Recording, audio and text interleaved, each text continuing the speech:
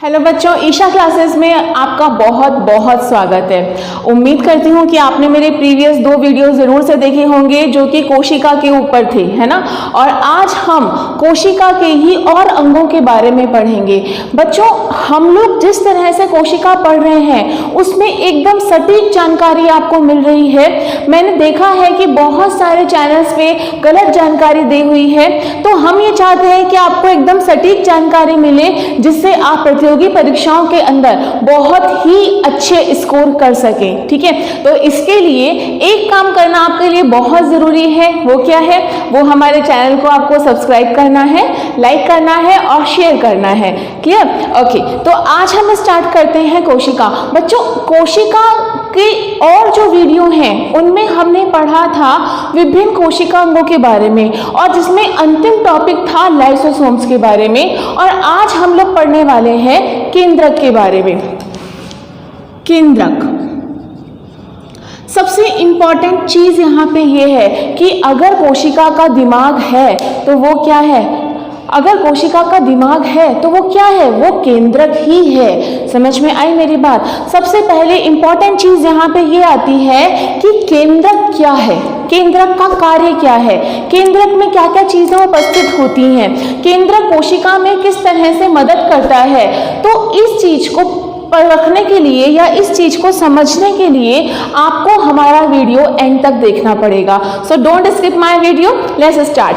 तो जो केंद्रक है, केंद्रक में सबसे इंपॉर्टेंट चीज आती है। जब भी कोई भी चीज पूछी जाती है तो सबसे पहला क्वेश्चन जो बनता है वो ये बनता है कि इसकी खोज किसने करी। ठीक है, तो हम ये बताते हैं आपको कि केंद्रक की जो खोज की थी वो एक साइंटिस्ट थे जिनका नाम था रॉबर्ट ब्राउन। ठीक है, जो केंद्रक है उसने जो खोज की थी वो की थी, जो अगर हम बात करें केंद्रक की खोज की थी रॉबर्ट ब्राउन ने। ठीक है, और इसका सन भी ना भूलिए, इसका सन जो था वो था 1831। अब यहीं पे ही आपके 2 क्वेश्चंस बनते हैं कि केंद्रक की खोज किसने करी, किस सन में करी। ठीक है, और ये बहुत इंपॉर्टेंट है बच्चों। हमेशा क्वेश्चंस के अंदर केंद्रक के ऊपर हमेशा एक क्वेश्चन जरूर आता है, जरूर से जरूर आता है इसके ऊपर। तो ये बात ध्यान रखने वाली है कि केंद्रक की खोज जो थी वो रॉबर्ट ब्राउन ने की थी और 1831 में की थी। ठीक है, तो अब हम अगर बात करें यहाँ पे कि जो केंद्रक है उसे कोशिका का दिमाग क्यों कहा जाता है, सबसे इंपॉर्टेंट चीज। अब यहाँ पे अगर हम बात करें केंद्रक के अंदर सबसे इंपॉर्टेंट चीज होती है जिसको हम नाम देते हैं डीएनए। ठीक है, क्या होता है केंद्रक के अंदर? डीएनए।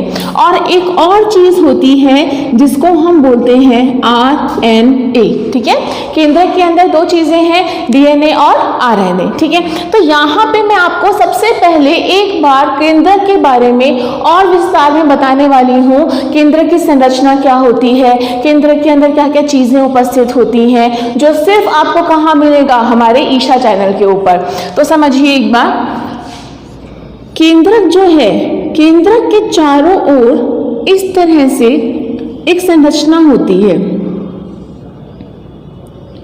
ये वाली,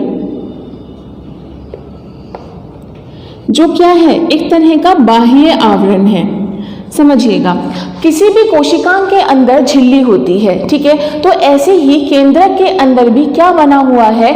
झिल्ली बनी हुई है, बाह्य झिल्ली और अंतः झिल्ली। ठीक है, ये वाली जो है ये कौन सी है? बाह्य, है ना।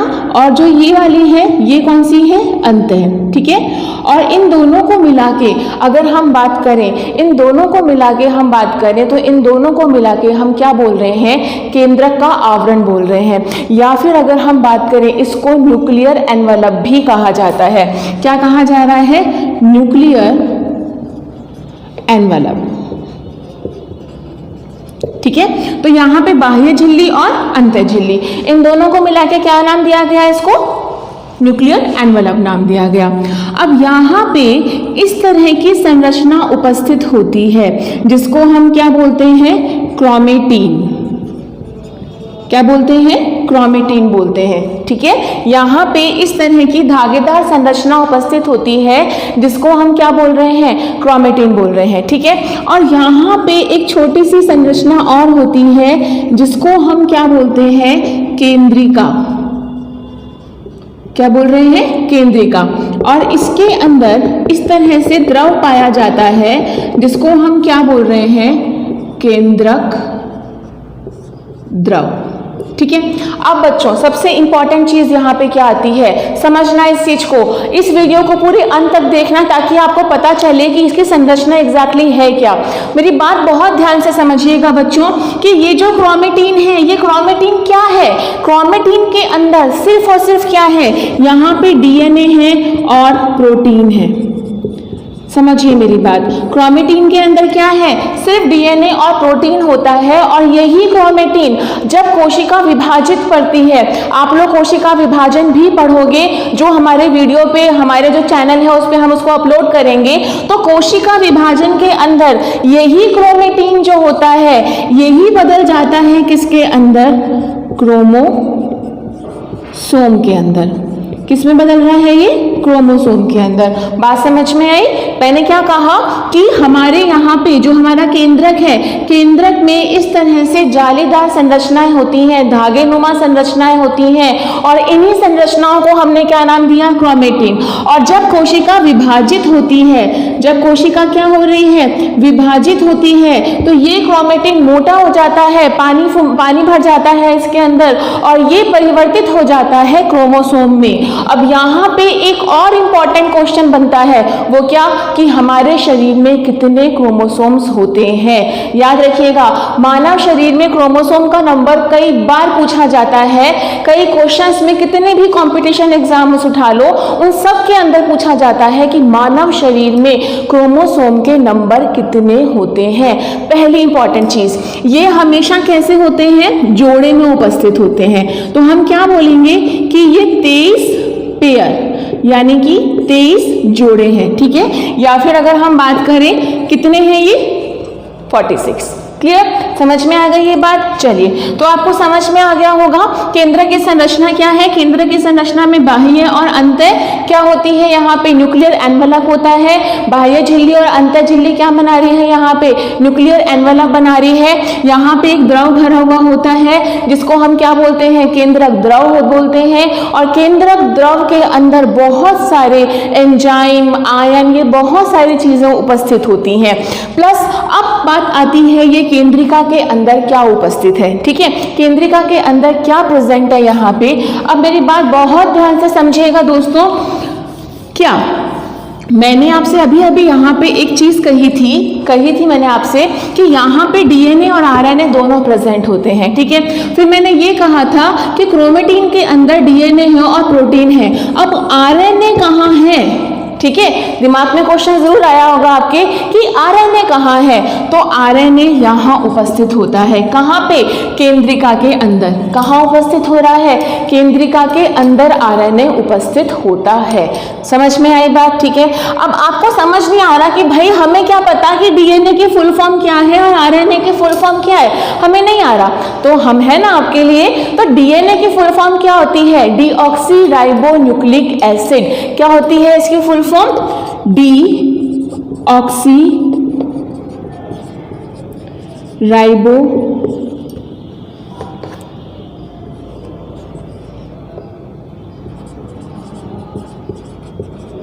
Nucleic acid. ठीक है, समझ में आ गई आप लोगों को बात। तो जो हमारा डीएनए है उसकी फुल फॉर्म क्या होती है, डीऑक्सी राइबो न्यूक्लिक एसिड। और आरएनए की फुल फॉर्म क्या होती है, राइबो न्यूक्लिक एसिड, या फिर इसको हम अम्ल भी बोल सकते हैं। ठीक है, डीऑक्सी राइबो न्यूक्लिक एसिड या फिर राइबो न्यूक्लिक एसिड, डीएनए और आरएनए। इतनी बात आपको समझ में आई। अब कंपटीशन एग्जाम्स में यहाँ पे क्वेश्चन किस तरह से बनेंगे, अब आप ध्यान से समझिएगा कि डीएनए जो है उसका पूरा नाम क्या है, तो हम क्या बताएंगे डीएनए का पूरा नाम क्या है, डीऑक्सीराइबोन्यूक्लिक अम्ल। ठीक है, आरएनए जो है उसका पूरा नाम क्या है, तो हम बताएंगे राइबोन्यूक्लिक अम्ल। ठीक है, क्रोमेटिन क्या होता है, अगर क्वेश्चन आ गया आपके पास कि भाई क्रोमेटिन क्या होता है, तो आप क्या बताओगे कि क्रोमेटिन के अंदर डीएनए और प्रोटीन होता है। ठीक है, अच्छा आपसे ये पूछा जाए कि मानव शरीर में कितने क्रोमोसोम्स होते हैं, तो आप क्या बताओगे 23 जोड़े। ठीक है, 33 पेयर्स। क्लियर, तो ये वाली बात जो है जो समझने वाली है ये सिर्फ और सिर्फ आपको हमारे ही यहाँ बताई जाएगी, हर जगह इतना खुल के आपको कहीं नहीं बताया जाएगा। चलिए इतनी बात आपको अगर समझ में आ गई हो तो हम थोड़ा सा आगे चलते हैं कि केंद्रक को दिमाग क्यों कहा गया। मैंने कहा ये क्वेश्चन में हमेशा आता है कि कोशिका का दिमाग किसे कहा जा रहा है, तो कोशिका का दिमाग कहा जा रहा है केंद्रक को। क्यों कहा जा रहा है, क्योंकि इसके अंदर डीएनए उपस्थित है और डीएनए ही क्या है, एक आनुवांशिक पदार्थ है। बात बहुत ध्यान रखने वाली है कि यहाँ पे जो डीएनए है ये कैसा है, आनुवांशिक पदार्थ है,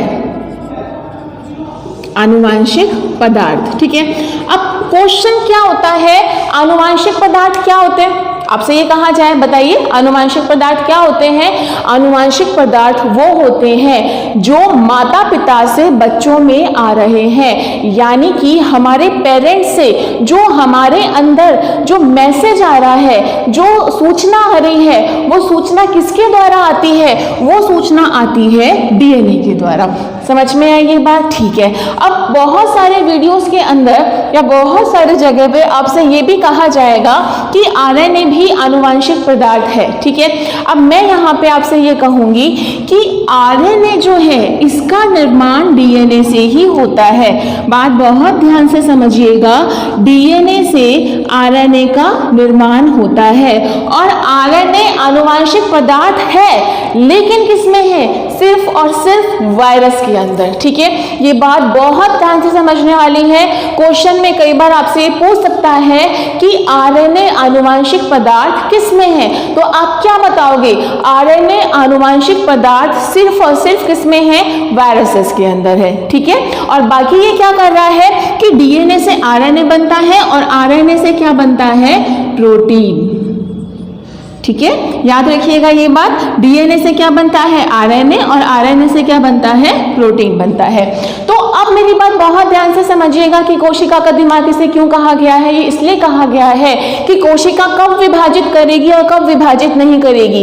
तो ये वाला मैसेज कहाँ पे है, वो मैसेज है डीएनए के ऊपर। ठीक है, कोशिका को कौन सी अवस्था में किस तरह से रिस्पॉन्ड करना है, ठीक है, किस तरह से मैसेज देना है, तो वो सारी क्रियाविधि कहाँ होती है, वो सारी क्रियाविधि कहाँ होती है, डीएनए के ऊपर। डीएनए के ऊपर ये मैसेज होता है। ठीक है, और एक बात और मैं आपको इंपॉर्टेंट समझाती हूँ कि डीएनए का सबसे छोटा भाग, ठीक है, डीएनए का सबसे छोटा भाग जहां पे कोई एक आनुवांशिक कोई भी समाचार है, आनुवांशिक मैसेज है, जेनेटिक मैसेज है, तो उसी चीज को हम क्या कहते हैं, जीन।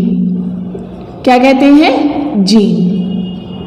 समझिएगा, डीएनए के ऊपर कोई एक आनुवांशिक मैसेज है, अच्छा उसे हम क्या बोल रहे हैं, जीन। जैसे कि किसी के पेरेंट्स की आंखों का रंग नीला है तो उसके बच्चे के भी आंखों का रंग नीला हो जाएगा। क्यों हो जाएगा, ये मैसेज किसके थ्रू आएगा, ये मैसेज आता है जीन के थ्रू। इतनी बात समझ में आई। और इसीलिए डीएनए को क्या कहा जा रहा है, इसीलिए डीएनए को कोशिका का दिमाग या फिर ब्रेन ऑफ द सेल कहा जा रहा है। तो समझ में आई दोस्तों आपको कि केंद्रक क्या होता है, यहाँ पे क्या क्या चीजें उपस्थित होती हैं, किस तरह से ये वर्क करता है।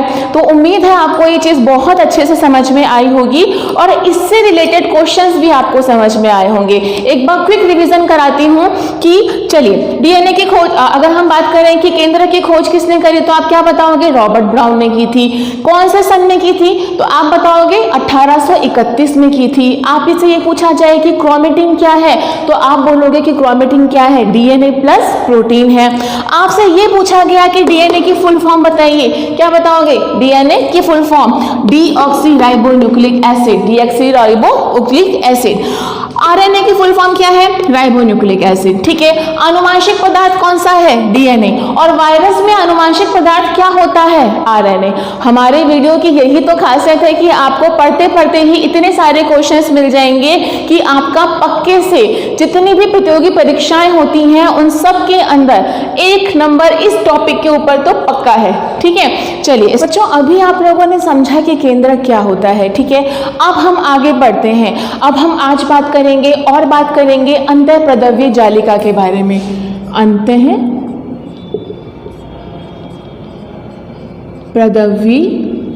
जालिका। अब आप पूछेंगे कि ये क्या होता है, हमें नहीं आता नेचुरली। ठीक है, तो ये क्या होता है? इंग्लिश में हम इसको बोलते हैं एंडोप्लाज्मिक रेटिकुलम। ठीक है, इंग्लिश में इसको क्या बोल रहे हैं? एंडोप्लाज्मिक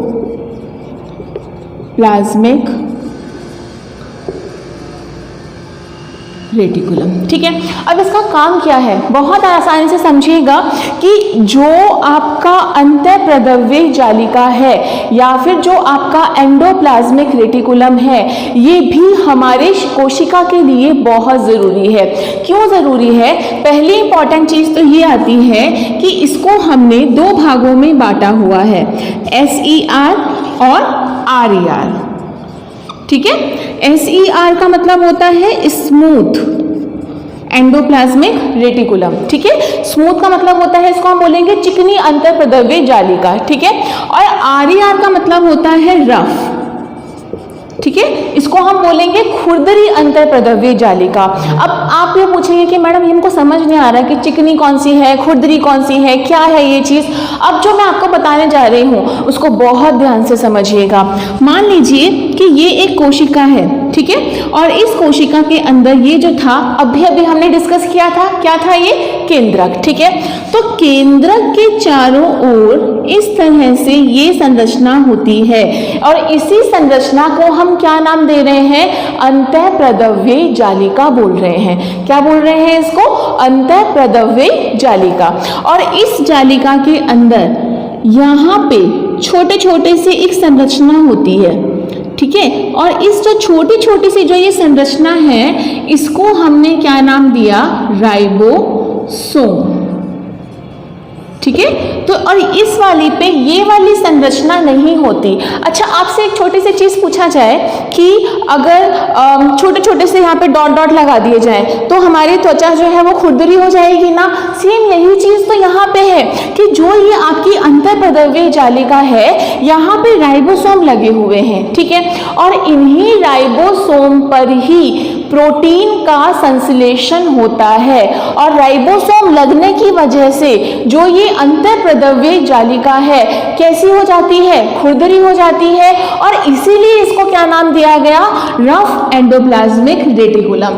समझ में आ गई ये बात? क्लियर हो गई ये चीज? चलिए, अगर हम दूसरी वाली बात करें स्मूथ एंडोप्लाज्मिक रेटिकुलम के बारे में, तो स्मूथ एंडोप्लाज्मिक रेटिकुलम क्या है? स्मूथ एंडोप्लाज्मिक रेटिकुलम में राइबोसोम्स नहीं होते हैं, इसीलिए कैसी होती है? स्मूथ होती है। ठीक है, समझ में आ गई? अच्छा, सबसे इंपॉर्टेंट चीज अब बात करते हैं इसके अंदर कि इसका काम क्या है, ये कर क्या रही है हमारी कोशिका के अंदर। तो कोशिका का जो अंतः कंकाल बनाते हैं जिससे कोशिका की संरचना है वो बिल्कुल उसका शेप और साइज, उसका जो आकार है वो हमेशा नियत रहे, इसी वजह से यहाँ पे क्या होता है? अंतःप्रदव्य जालिका होती है। अब यहाँ पे इसका टैग वर्ड ध्यान रखिएगा कि कोशिका का कंकाल क्या है? कोशिका का कंकाल क्या है? वो है अंतःप्रदव्य जालिका। क्लियर है ये चीज? तो कोशिका का कंकाल क्या हुआ? अंतःप्रदव्य जालिका। अब आप ये पूछेंगे ठीक है मैडम, कंकाल है, कोशिका की संरचना बना दी इसने, लेकिन इसका कार्य क्या है? बच्चों एक बात बहुत ध्यान से समझना कि इसका जो रफ वाला है, ठीक है, जो ये रफ वाला पार्ट है इसके ऊपर राइबोसोम उपस्थित होते हैं, तो इसका कार्य क्या होगा? इसका कार्य होगा प्रोटीन संश्लेषण।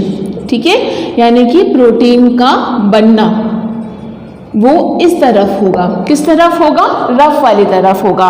तो इस तरफ क्या होगा? इस तरफ लिपिड, वसा, इन सब का निर्माण कहाँ होता है? स्मूथ एंडोप्लाज्मिक रेटिकुलम वाली साइड में होता है, यानी कि चिकनी अंतःप्रद्रव्य जालिका क्या बनाती है? ये वसा के अणु बनाती है, लिपिड्स के अणु बनाती है, ठीक है। और वहां पे क्या बन रहा है? प्रोटीन बन रहा है। अब एक क्वेश्चन बहुत इंपॉर्टेंट बोल रही हूं मैं आप लोगों को, क्या कि जो कोशिका झिल्ली होती है, बात ध्यान से समझना, बहुत ध्यान से समझना इस चीज को, कि कोशिका की जो झिल्ली होती है, जानते हो ना कोशिका की झिल्ली क्या होती है? हम लोगों ने पढ़ा था ना कि जो ये बाहर वाली जो ये लेयर है वो क्या है? कोशिका की झिल्ली है, ठीक है। तो जो कोशिका की झिल्ली होती है वो किन दो चीजों की बनी हुई होती है? वसा और प्रोटीन की। कोशिका की झिल्ली किसकी बनी हुई है? वसा और प्रोटीन की। और उसका निर्माण कौन कर रहा है? अंतःप्रद्रव्य जालिका कर रही है। बात समझ में आ गई? तो अंतःप्रद्रव्य जालिका क्या काम कर रही है? अंतःप्रद्रव्य जालिका कोशिका का अंतः कंकाल बना रही है, पहली इंपॉर्टेंट चीज। दूसरी इंपॉर्टेंट चीज यहाँ पे आपको याद रखने वाली क्या है कि कोशिका की जो ये जालिका है, अंतःप्रद्रव्य जालिका है, वो क्या बना रही है? वसा और प्रोटीन बना रही है, जिसका निर्माण कहाँ पे हो रहा है? कोशिका की झिल्ली बनाने में हो रहा है। समझ में आई ये बात? चलो अब हम बात करते हैं क्वेश्चंस के बारे में। आपसे अगर ये क्वेश्चन पूछा जाए कि कोशिका का अंतः कंकाल क्या है, क्या आंसर होगा आपका? जी बिल्कुल, आपका आंसर होगा अंतःप्रद्रव्य जालिका ही कोशिका का कंकाल है, ठीक है। आपसे ये पूछा जाए कि राइबोसोम कहाँ उपस्थित होते हैं, तो आप क्या बोलोगे? आप बोलोगे रफ एंडोप्लाज्मिक रेटिकुलम पर राइबोसोम उपस्थित होते हैं। अच्छा, फिर आपसे अगर ये पूछा जाए कि प्रोटीन का निर्माण कहाँ हो रहा है, तो आप बता सकते हो कि प्रोटीन का निर्माण कहाँ हो रहा है? राइबोसोम में हो रहा है। और कहाँ पे? रफ एंडोप्लाज्मिक रेटिकुलम के अंदर हो रहा है। आपसे ये पूछा जाए कि कोशिका में वसा का निर्माण कौन करता है, तो आप क्या बोलोगे? चिकनी अंतःप्रद्रव्य जालिका करती है। बात समझ में आई आप लोगों को? तो ये बहुत आसान है। उम्मीद करती हूँ कि आपको ये वाला टॉपिक भी समझ में आया होगा। आगे हम बात करते हैं और अंतिम चीज के बारे में बात करते हैं कोशिका की, वो है राइबोसोम के बारे में। अब हम स्टार्ट करते हैं हमारा अगला भाग। अगला भाग मैंने अभी अभी आपसे क्या कहा था कि अंतःप्रद्रव्य जालिका, याद है ना? मैंने क्या कहा था कि ये कोशिका है, कोशिका के अंदर ये केंद्रक है और यहाँ पे ये अंतःप्रद्रव्य जालिका। और मैंने आपसे एक चीज कही थी कि जो आपका ये वाला भाग है, इसमें छोटे छोटे से इस तरह के अणु होते हैं, जिसको हम क्या बोलते हैं? राइबोसोम बोलते हैं। क्या बोलते हैं? राइबोसोम। बच्चों ये होते तो बहुत छोटे से हैं, लेकिन बहुत काम की चीज़ है। क्यों काम की चीज़ है? क्योंकि हमारे शरीर के अंदर जितना भी प्रोटीन बनेगा या फिर हमारे जो कोशिकाएं जहाँ भी प्रोटीन बनाएंगी, वो जगह कौन सी होगी?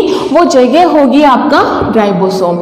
समझ में आई मेरी बात? और अगर हम बात करें राइबोसोम्स की खोज किसने की थी, तो राइबोसोम की खोज जो है वो की थी जॉर्ज पैलेड ने। किसने की थी? जॉर्ज पैलेड ने की थी, ठीक है। ये बात बहुत दिमाग में रखने वाली है कि राइबोसोम का राइबोसोम की जो खोज है वो किसने की थी, तो आप क्या बताओगे? जॉर्ज पैलेड ने की थी, ठीक है। चलिए, कब की थी?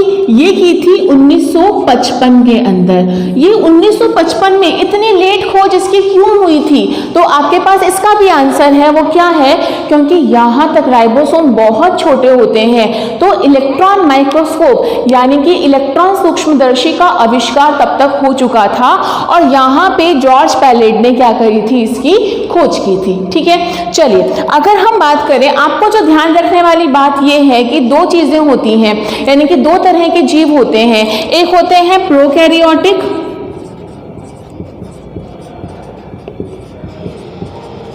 ठीक है, और दूसरे होते हैं यूकैरियोटिक।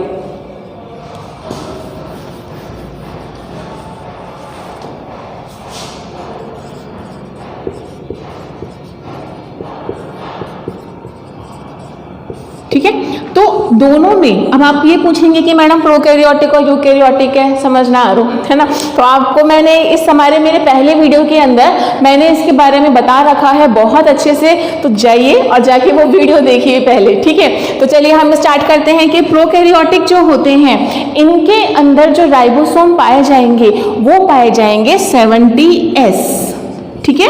और यूकैरियोटिक में जो पाए जाएंगे वो पाए जाएंगे 80S, ठीक है। अब आप ये कहोगे कि मैडम एस क्या है? एस जो है, जैसे कि हम अगर किसी का भार लेते हैं तो हम किलोग्राम के अंदर लेते हैं, ग्राम में लेते हैं, तो राइबोसोम बहुत छोटे छोटे होते हैं। तो इनके लिए स्वेडबर्ग नाम के साइंटिस्ट ने एक छोटी सी यूनिट रखी, ठीक है, एक इकाई रखी इनको नापने के लिए, जिसका नाम क्या रखा गया? एस, ठीक है। एस का मतलब क्या हुआ? स्वेडबर्ग यूनिट, ठीक है। तो जो प्रोकैरियोटिक हैं वहां पे पाए जाते हैं ये 70 एस प्रकार के, और यूकैरियोटिक में पाए जाते हैं 80 एस प्रकार के। और इनका काम क्या है? जी बिल्कुल, इनका काम जो है बहुत सिंपल सा है, प्रोटीन का निर्माण करना, ठीक है। चलिए अब एक और अंतिम चीज मैं आपको बताना जा रही हूँ यहाँ पे कि ये तो हुए राइबोसोम, ठीक है। अब एक और इम्पॉर्टेंट चीज आपको मैं बताना चाह रही थी यहाँ पे कि राइबोसोम को एक नाम दिया जाता है। क्या? मैंने अभी अभी कहा कि यहाँ पे प्रोटीन का निर्माण हो रहा है, कहा तो प्रोटीन का निर्माण हो रहा है, इसीलिए इसको प्रोटीन की फैक्ट्री कहा जाता है, ठीक है। क्वेश्चन क्या बनता है कि प्रोटीन की फैक्ट्री कौन से कोशिकांग को कहा जाता है? तो आपका याद रखना वो आंसर क्या होगा? राइबोसोम होगा। समझ में आ गई बात? चलिए आगे चलते हैं। अब आती है बात अंतिम चीज के बारे में जिसको हमने कहा गोल्जी काय। याद रखना बच्चों कि यहाँ पे राइबोसोम है, यहाँ पे क्या है? ये अंतःप्रद्रव्य जालिका, और यहीं से क्या बन जाता है? इधर ही ये इस तरह की संरचना बन जाती है जिसको हमने नाम दिया गोल्जी काय, ठीक है। अब इसका नाम क्या है? कोशिकांग में सबके सबके नाम दिए हुए हैं। अब मेरी बात बहुत ध्यान से समझिएगा, क्या कि जो ये गोल्जी काय होता है, हम सबसे pहले किसके बारे में बात करते हैं कि खोज किसने करी? तो इसकी जो खोज थी वो करी कैमिलियो गोल्जी ने, ठीक है। इसकी जो खोज की थी वो किसने की थी? कैमिलियो गोल्जी नाम के वैज्ञानिक ने की थी। और अगर हम बात करें यहाँ पे कि इसका काम क्या है, ये कर क्या रहा है, तो आप बहुत सिंपल सी चीज, राइबोसोम ने क्या बनाए थे? प्रोटीन, ठीक है। कहाँ पे आ गए? अंतःप्रद्रव्य जालिका में। वहां से कहाँ आए? गोल्जी काय में। और गोल्जी काय क्या करेगा? उन प्रोटीन को अपने गंतव्य स्थल पे भेजने का काम करेगा। कैसा? पोस्टमैन जैसा। तो पोस्टमैन ऑफ द सेल क्या होगा? गोल्जी काय। याद रखिएगा ये बात, भूलिएगा मत मेरी। क्वेश्चन आ सकता है कि पोस्टमैन कौन है कोशिका का, तो आप क्या बताओगे? गोल्जी काय, ठीक है। गोल्जी काय का काम बहुत सिंपल सा है कि ये प्रोटीन को पैक करके अपनी जो भी उसका गंतव्य स्थल है, ठीक है, जहां भी उसको जाना है, जहां भी उसका काम होगा, उस जगह पे उसको भेजता है। इसीलिए इसको क्या बोलते हैं? कोरियरमैन ऑफ द सेल, यानी कि पोस्टमैन ऑफ द सेल, यानी कि पोस्टमैन है ये किसका? कोशिका का, ठीक है। अब एक बात और कि जंतुओं में अगर हम बात करें तो जंतुओं में अगर इसका जो नाम है वो गोल्जी काय ही होगा, गोल्जी बॉडी ही होगा। और पादपों में इसका नाम दिया जाता है डिक्टियोसोम। क्या नाम दिया गया है इसका? डिक्टियोसोम, ठीक है। बच्चों अभी आपने पढ़ा कोशिका के बारे में, तो एक बार क्विक रिवीजन कर लें कौन सी चीज को क्या कहते हैं, क्या उपस्थित होती है और क्या क्या काम है उसके। चलिए एक बार फिर से क्विक रिवीजन करते हैं। तो सबसे इंपॉर्टेंट चीज अगर मैं बात करूं, कोशिका दो प्रकार की होती हैं, एक होती है पादप कोशिका और एक होती है जंतु कोशिका, ठीक है। पादप कोशिका और जंतु कोशिका। पादप कोशिका में क्या उपस्थित होती है? जल्दी से बताइए, कमेंट जरूर करिए। हम यहाँ पे बात करें कि जो पादप कोशिका है, पादप कोशिका के अंदर क्या उपस्थित होती है? कोशिका भित्ति, ठीक है। क्या उपस्थित होती है? कोशिका भित्ति। और इसी से जुड़ी हुई क्या होती है? कोशिका झिल्ली। समझिएगा, हम रिवीजन कर रहे हैं। पादप कोशिका के अंदर मैं यहाँ पे लिख देती हूँ, ये क्या है? पादप कोशिका। ठीक है। तो यहाँ पे अगर हम बात करें पादप कोशिका के अंदर जो केंद्रक होता है बेचारा बिल्कुल साइड में पड़ा हुआ होता है। क्यों होता है ऐसा, बहुत ध्यान से समझिए, क्योंकि यहाँ पे जो रसधानी है वो बड़ी होती है, पादपों के अंदर रसधानी बड़ी होती है, इसीलिए यहाँ पे केंद्रक जो है वो शिफ्ट हो जाता है। ठीक है, तो ये क्या हुआ, केंद्रक, ठीक है, और ये क्या हुई, रसधानी। अच्छा, दूसरी इंपॉर्टेंट चीज, पादप कोशिका है तो यहाँ पे क्या उपस्थित होने चाहिए, नेचुरल सी चीज है, पादप कोशिका है, और पादप कोशिका में क्या उपस्थित होते हैं, यहाँ पे क्लोरोप्लास्ट उपस्थित होता है। क्या उपस्थित होता है यहाँ पे, क्लोरोप्लास्ट। ठीक है, क्या है यहाँ पे, क्लोरोप्लास्ट। ठीक है, अच्छा, साथ में यहाँ पे माइटोकॉन्ड्रिया भी उपस्थित होंगे, है ना। अब एक बार फटाफट से ध्यान रखिएगा क्या, कि क्लोरोप्लास्ट के पास और जो आपका माइटोकॉन्ड्रिया है, क्या है, माइटोकॉन्ड्रिया, इनके पास अपना खुद का डीएनए होता है। क्वेश्चन अगर कभी आ जाए कि केंद्रक के अलावा किसके पास अपना खुद का डीएनए होता है, तो आप क्या बताओगे, क्लोरोप्लास्ट और माइटोकॉन्ड्रिया के पास। इसीलिए इसको सेमी ऑटोनोमस ऑर्गेनल्स भी कहा जाता है। ठीक है, क्वेश्चन आ सकता है ये एग्जाम्स के अंदर, what are semi autonomous organelles, या फिर हिंदी में इन्वर्टेड कोमास के अंदर कि सेमी ऑटोनोमस ऑर्गेनल्स किसे कहते हैं, तो हमारे पास आंसर है क्लोरोप्लास्ट और माइटोकॉन्ड्रिया। क्यों कहते हैं, क्योंकि इनके पास अपना डीएनए है, और डीएनए है तो अपना प्रोटीन ये खुद से बना सकते हैं। ठीक है, ये केंद्रक पे निर्भर नहीं कर रहे हैं, इसीलिए इनको सेमी ऑटोनोमस ऑर्गेनल्स कहा गया। तो ये तो बात हुई सिंपल पादप कोशिका के बारे में। अगर मैं जंतु कोशिका के बारे में बात करूं तो यहाँ पे केंद्रक कहाँ होगा, बीच में। केंद्रक को हमने क्या नाम दिया था, जल्दी से बताइए, कोशिका का दिमाग। ठीक है, ब्रेन ऑफ द सेल। ठीक है, अच्छा, इसके चारों ओर क्या था, जल्दी से बताइएगा, मनी मन में रिवाइज करते रहिए। मनी मन में रिवाइज किया, क्या था इसके चारों तरफ, जी, अंतःप्रदव्ययी जालिका, अंतःप्रदव्ययी जालिका। ठीक है, जिसको हमने क्या नाम दिया था, बताइए, इसको हमने नाम दिया था कि ये क्या बना रहे हैं, कोशिका का कंकाल बना रहे हैं। क्या बना रहे हैं, ये कोशिका का कंकाल। मैं यहाँ पे लिख देती हूँ, कोशिका का दिमाग। ठीक है, यानी कि ब्रेन ऑफ द सेल, ये क्या बनाता है, कंकाल, किसका, कोशिका का। ठीक है, अच्छा, अब यहाँ पे छोटे छोटे से क्या उपस्थित थे, जल्दी से बताइए, यहाँ पे उपस्थित थे राइबोसोम। ठीक है, यहाँ पे क्या उपस्थित थे, राइबोसोम उपस्थित थे, और राइबोसोम को हमने क्या नाम दिया था कि ये क्या थे, प्रोटीन की फैक्ट्री।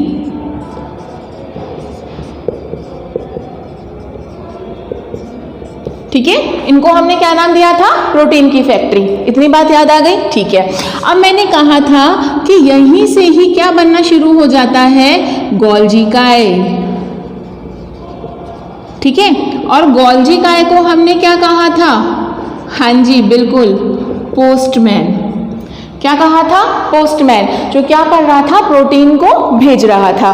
क्लियर, चलिए, अब यहाँ पे कोशिका का एटम बम या फिर कोशिका की आत्मघाती थैली, याद रखिए, आपने मेरे वीडियो देखे पहले वाले, जरूर से देखे होंगे और बिल्कुल आपको पता होगा। तो कोशिका की आत्मघाती थैली वो यहाँ पे उपस्थित होती है, जिसको हम क्या बोलते हैं, लाइसोसोम्स। ठीक है, इनको हमने क्या नाम दिया, लाइसोसोम नाम दिया। ठीक है, और यहीं पे अगर हम बात करें इस तरह की संरचना वाले, क्या है ये, माइटोकॉन्ड्रिया। बच्चों, मैंने अभी अभी कहा था कि माइटोकॉन्ड्रिया के अंदर अपना डीएनए खुद से होता है, क्योंकि वो सबसे ज़्यादा एनर्जी का निर्माण कर रहा है। अब एक चीज़, एनर्जी क्या होती है, हम लोगों के शरीर में जो एनर्जी है वो क्या है, वो होती है बच्चों एटीपी। एटीपी का मतलब एडिनोसिन ट्राइफॉस्फेट। ठीक है, तो माइटोकॉन्ड्रिया का क्या नाम दिया गया, माइटोकॉन्ड्रिया को नाम दिया गया कोशिका का शक्तिगृह। कोशिका का शक्ति ग्रह। ठीक है, तो ये हुआ कुछ कुछ कोशिका के बारे में, कोशिका अंगों के बारे में कि कोशिका का शक्ति ग्रह कहा गया माइटोकॉन्ड्रिया को, लाइसोसोम को क्या कहा गया, एटम बम। ठीक है, इसको हम आत्मघाती थैली,